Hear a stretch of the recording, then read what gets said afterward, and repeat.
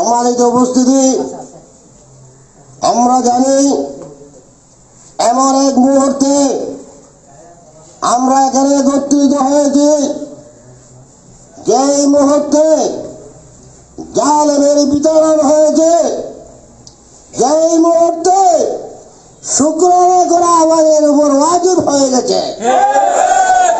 সম্মানিত উপস্থিতি, মানুষের বাক শক্তি চালিয়ে হয়েছিল। মানুষ শুক্রবারে খুতবা দেওয়ার পরে খদির সাহেবকে গ্রেফতার করা হয়েছিল। তাদের অপরাধ কি?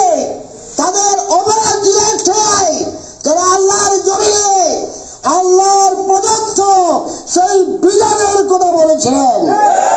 নবী মুস্তাফা মুহাম্মদুর রাসূলুল্লাহ সাল্লাল্লাহু আলাইহি ওয়াসাল্লামের জীবন বিধান অনুযায়ী জীবন যাপন করার জন্য আহ্বান করেছিলেন। তাদের আর কোনো অপরাধ ছিল না।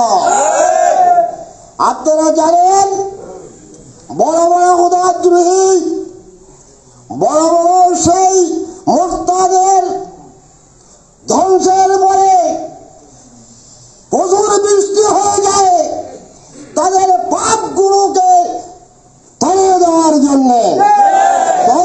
পরে আজকে আমরা লক্ষ্য করতে পারছি, সংগ্রামী মুসলিম জনতা, এখন আর পিছনের দিকে তাকানোর সময় নয়, সামনের দিকে আমাদেরকে আগাতে হবে। আল্লাহ আমাদেরকে যেই নিয়ামত দিয়েছেন সেই নিয়ামতের শুকরিয়া করতে হবে।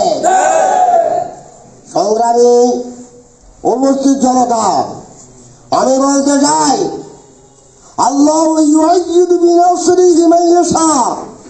একটা বললাম, আল্লাহ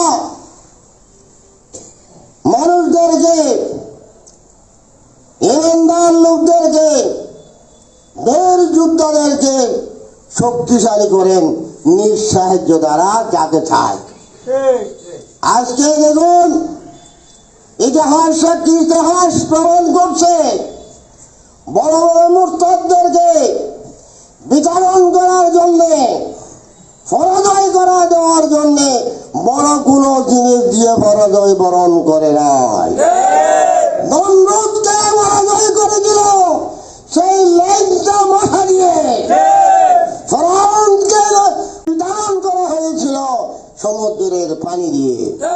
সংগ্রামী ভাইয়েরা, আজকে বুঝুন, বাংলাদেশের যত রকমের বিরোধী দলের শক্তি আছে, সেই শক্তিগুলো প্রয়োগ করেও জালেম সরকারকে যার ক্ষমতা দেখে বিচারিত করা সম্ভব হয়নি। আজকে তাদের তুলনায় স্কুল কলেজ ইউনিভার্সিটির ছাত্রগুলোর আন্দোলনের মুখে সেই অত্যাচারী সরকারের পতন হয়েছে। এখানে সাহায্য আল্লাহর পক্ষ থেকে সাহায্য এসেছে। সেজন্য আমি আমার কথার দীর্ঘায়িত করতে চাই না, আমাদেরকে সচেতন থাকতে হবে।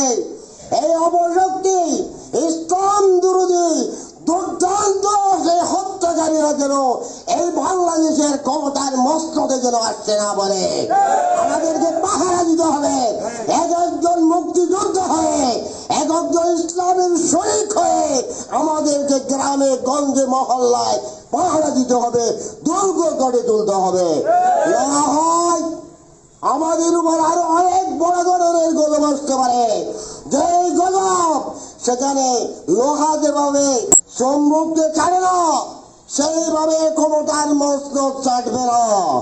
সেই জন্য আমাদেরকে প্রত্যেকজন ইমানি সাহিত্য দিয়ে আগের সেই আমরা যে আল্লাহর প্রকৃতপক্ষে আমরা শুকরিয়া করতে জানি নাই, সেজন্য আমাদের উপর জালেম সরকার হস্তক্ষেপ করেছিল, সেইটা যেন না হয় আমরা প্রত্যেককে ইসলামের সুশীতল সাধনে চলে আসার আহ্বান জানিয়ে, সকলকে ধন্যবাদ জানিয়ে এবং সকলের সুস্বাস্থ্য কামনা করে আপনাদের কাছ থেকে বিদায় নিলাম।